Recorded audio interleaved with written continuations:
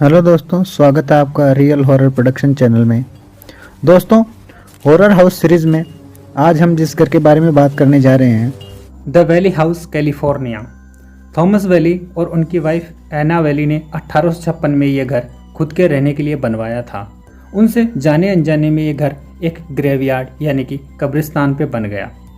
घर के बनने के बाद वो फैमिली उस घर में रहने आ गई और कुछ ही दिनों बाद पैरानॉर्मल शक्तियों ने अपनी मौजूदगी का एहसास करवाया। वैली फैमिली की सबसे छोटी बेटी को वहां पर किसी के चलने की आहट सुनाई दी। कुछ दिनों बाद उस फैमिली को एक बच्चा हुआ और वो बच्चा जब मात्र 15 महीने का था तो उसकी रहस्यमयी तरीके से मृत्यु हो गई और उस समय के डॉक्टर्स उसकी मौत का कारण नहीं बता सके। इसके बाद 1885 में उनकी बड़ी बेटी वाइवेट वैली ने भी सुसाइड कर लिया। कब्रिस्तान पर बने इस घर में थॉमस वैली और एना वैली हमेशा ही डर और दुख के माहौल में रही। कुछ समय बाद एक के बाद एक उस परिवार के सभी सदस्यों की मौत हो गई और कुछ सालों में ही थॉमस वैली और उनकी वाइफ एना वैली की भी मृत्यु हो गई। सोर्सेज की माने तो उनके गुजरने के बाद जो भी फैमिली वहाँ पर रहने आती उनके साथ में पैरानॉर्मल और अजीब चीज़ों की दस्तक होती और वो फैमिली वहाँ से डर के भाग जाती। उसके बाद इस घर को बंद कर दिया और इसे यूएसए का मोस्ट हॉन्टेड हाउस का दर्जा भी मिल गया। समय गुजरने के बाद इस घर को वापस खोला गया और एक म्यूजियम में तब्दील कर दिया। एक बार एक फेमस टीवी पर्सनालिटी जिनका नाम रेगिस पिलविन था, उन्होंने भी एडवेंचर के लिए एक रात उस घर में रहने की सोची।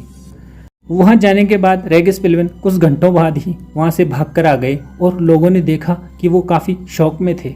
उन्होंने लाइव टीवी पे आके अपना इंटरव्यू दिया और उन्होंने बताया कि थॉमस वैली की वाइफ एना वैली अचानक उनके सामने आ गई और कुछ समय दिखने के बाद वो अचानक गायब हो गई। वो बताते हैं कि आज तक उन्होंने लोगों से सुना था कि उनकी आत्मा वहाँ पर दिखाई देती है और वो उनकी मजाक उड़ाते थे क्योंकि वो आत्माओं और भूतों पर विश्वास नहीं करते।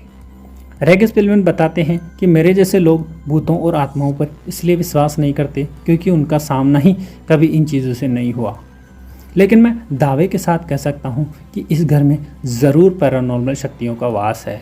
ऐसे ही एक बार एक कॉमेडियन जिनका नाम टॉम ग्रेन था, वो भी एडवेंचर के लिए उस घर में गए थे।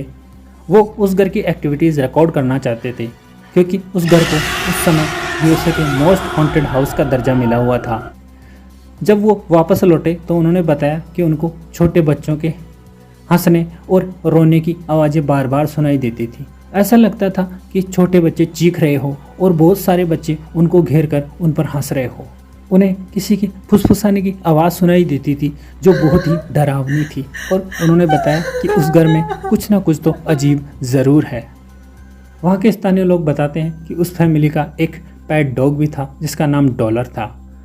वो आज भी लोगों के सामने आता है और अचानक गायब हो जाता है। अगर वीडियो पसंद आया हो तो do subscribe, share and comment.